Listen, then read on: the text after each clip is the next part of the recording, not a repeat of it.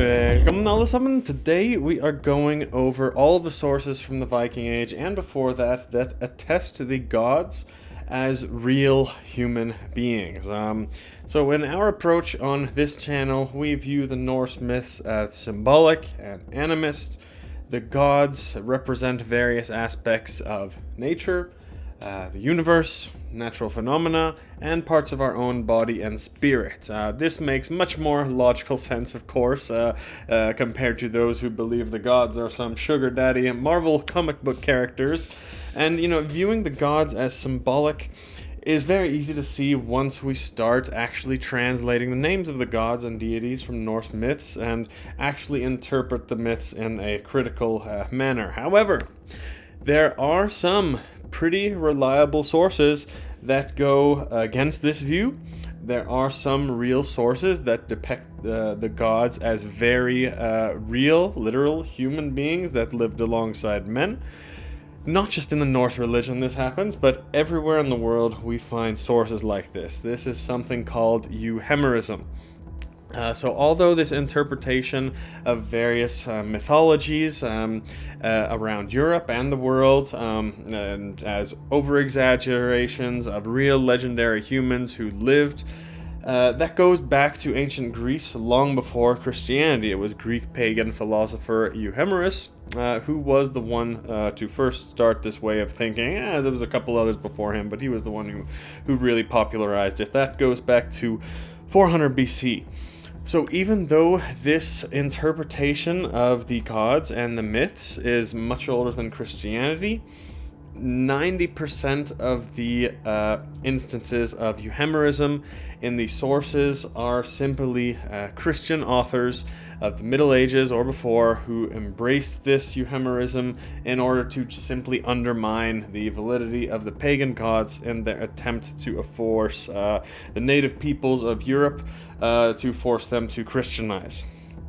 Basically summed up, the Christians wrote a bunch of bullshit, blending mythology and history to show the pagan people, hey, you pagans, your gods that you are worshipping aren't real people, they were just ancestors. You should worship our god instead. So we know that happened. This is not even debated. The scholars on the subject all acknowledge that happened, and in most of the sources that depict the gods as real humans, it can be explained by that. We could end the discussion right there if we wanted to, but I don't think it's that simple. There are plenty of other explanations for this.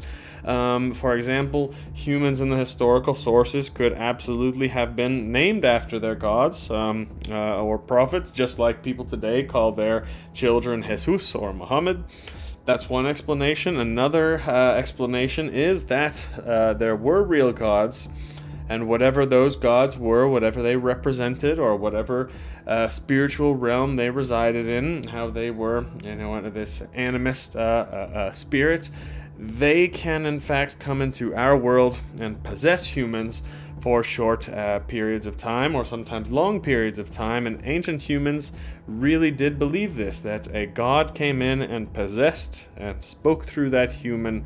And many primitive cultures around the world, even still today, believe these things. There are actually gods living in certain tribes around the world, even still today, these people believe. It's not that that person is the god, but that person is being inhabited, possessed by that god.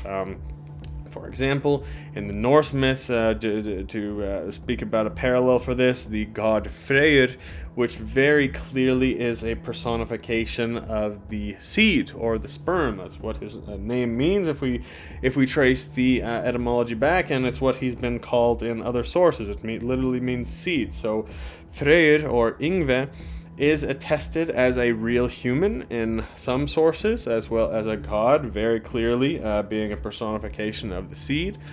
So it's very reasonable to think that ancient humans of the time saw this king named Freyr, or Yngve, as he is called, and he saw that this king's crops grew fantastically, and maybe he had some knowledge of magic or some technology or some agricultural practices that people didn't know, so that he had a green thumb, and all his crops and his whole kingdom's crops just grew better than anywhere else. So people really believed that he was possessed by the spirit of their god Freyr.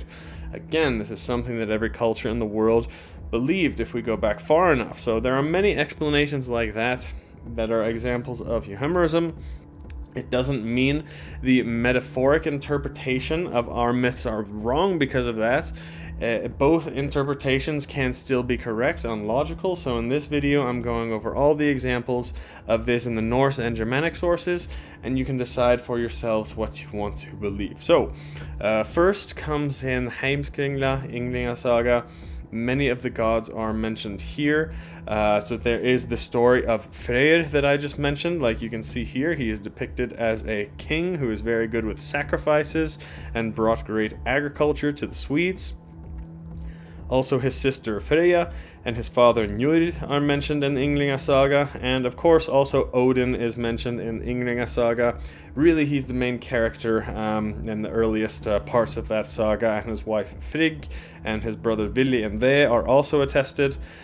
In Ynglinga Saga, Odin came from Asaland, so Asia, and he came to Germany and Scandinavia and brought all his practices and spirituality there, and he ruled over the people, and he set up future ruling kingdoms.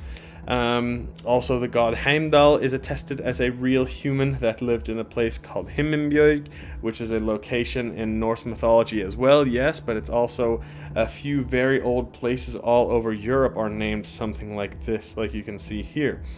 And by the way, a very cool one, Mimir is also mentioned in Ynglinga Saga, you know, from Norse mythology, the giant talking head and the roots of Yggdrasil in the underworld, and Odin travels to get a drink from him and cuts out one of his eyes to put in the well where Mimir is. So if you read that myth literally, it sounds ridiculous, but if you read it symbolically and combine it with the account in Ynglinga Saga, you can understand clearly what that myth was if we read into it a little bit deeper. Mimir was a very wise religious leader who got beheaded by the Vanir, and they sent his head back to the Aesir. Odin preserved Mimir's head with herbs so that it would not rot, and he spoke charms over it, which gave him the power to speak to Mimir and reveal his secrets, his wise secrets. So this is a myth about a religious leader doing some meditation and shamanic type journeys to the underworld where he can speak with the dead Mimir, exactly like many other cultures do in the world. So here is a good example where myth blends with the real historical sources, symbolism blends with potential real events, and it's easy to understand if you read it correctly.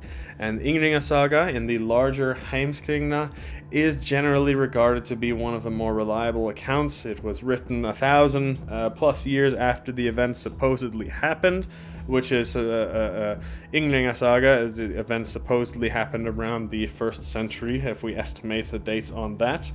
And that was written by Icelander Snorri Sturluson in the 1200s. Another thing, though, written by Snorri Sturluson, is the story of the gods in the Prose Edda. The Prose Edda is a euhemerized account of the origins of the gods, and he directly contradicts himself here when he writes this. He says that Odin is actually a great-grandson of the Trojan king Priam, you know, from the Trojan War, that movie there. So Odin was from Thracia 3,000 years ago in the Prose Edda, according to that, which would be modern-day Turkey area. And then Odin migrated to Saxland, so Germany area, and then Scandinavia after that, where he sent his sons to establish kingdoms, and one of his sons being Balder, who we know from the myths, who went west and established the kingdom of the Franks. So even if all of this was true, and these are reliable accounts, the timeline of the Germanic peoples and the kingdoms and migrations would be 1,000 years or so off at this point. As you know, coming from Troy area in 1000 BC is 1,500 years before the massive migrations we see of the migration period. So next source we'll go to the most reliable one. That's Germania by Tacitus. This was before Christianity came in, so it's going to be more reliable. And the accounts of the Germanic tribes were written by a Roman when they were still pagan as well. And in here, Tacitus describes Hercules as a real living ancestral figure of the Germanic peoples. Hercules, of course, is referring to Thor by way of Interpretatio Romana, or as Thor would have been called by the Germanic tribes at that time, Thunras. We also have two more gods attested as ancestors of various Germanic tribes, and that's Tuisko and Manus, although we are not sure exactly which Norse gods they may be referring to. That is just that in this source. But again, this would have been so far back, and there would be no idea to verify any of this from the other sources, because there were no other sources going that far back when these events supposedly happened, when those gods were really living. So your guess is as good as mine about what happened there, according to Germania. Another source which depicts the euhemerized account of the Norse gods is Gesta Danorum, written by Saxo Grammaticus, a Christian who had a strong distaste for everything pagan, and he wrote a lot of it in a negative light. And Gesta Danorum has been proven to be a largely unreliable source. But there are some parts of it that are confirmed to be real, and there are real historical figures covered there. For example, King Halding, son of Gran, and the Finnish princess Signe. And in there, Halding fights to win back the claim of Denmark with the help of Odin. So definitely Odin is depicted there as a real human, as well as giants too, actually. So take that however you want.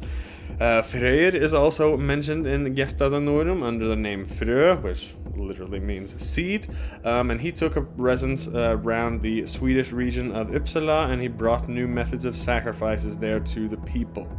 Also in Gesta Danorum, there is a euhemerized account of the Norse myth where Balder is killed by Hoder. When all the myth when Hoder, the blind brother, shoots Balder with an arrow of mistletoe. Although the account in Gesta Danorum is quite different to that. Balder, who is recorded here as Balderus, and Höderus, they were both suitors for the hand of Nanna, a princess of Norway, and Nanna, of course, in Norse mythology, is Balder's wife already. But in Gesta Danorum, Balder was defeated in battle by Hoderus, and Hoderus married the princess. Balderus and Hoderus had another battle, and then Hoderus killed Balder with a magic sword that was named Mistletoe. So both are attested here as real humans. Next source that a lot of people forget about are the Anglo-Saxon sources. One, in the Anglo-Saxon Chronicle, Balder is named as an ancestor of the monarchy of Kent, Bernicia, Deda, and Wessex.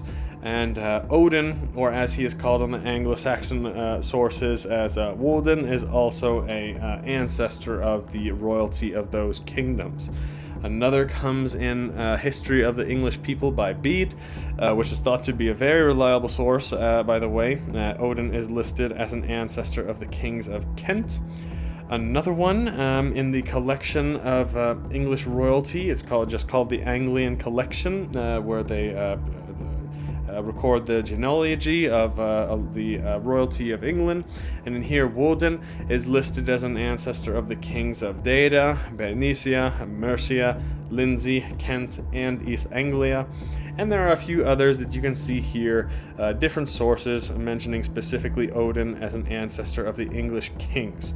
There are actually a lot more, not a lot more, there are a couple more occurrences of this euhemerization in the Anglo-Saxon sources than the Norse ones. It's just that the Anglo-Saxon ones don't go into as much detail as the Norse ones, but the accounts there are just as important and perhaps even more reliable sources there.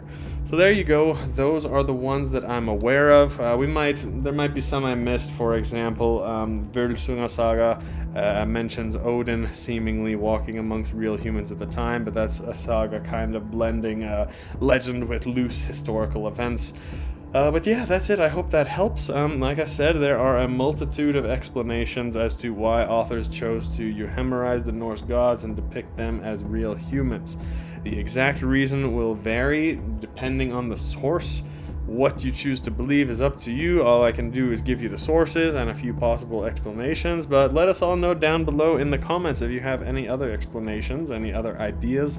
That's why I make these videos, is so we can put all of our minds together and discover the lost beliefs of our people and determine which sources are, worth taking into account versus not. But that's all for today. Vi ses nästa gång.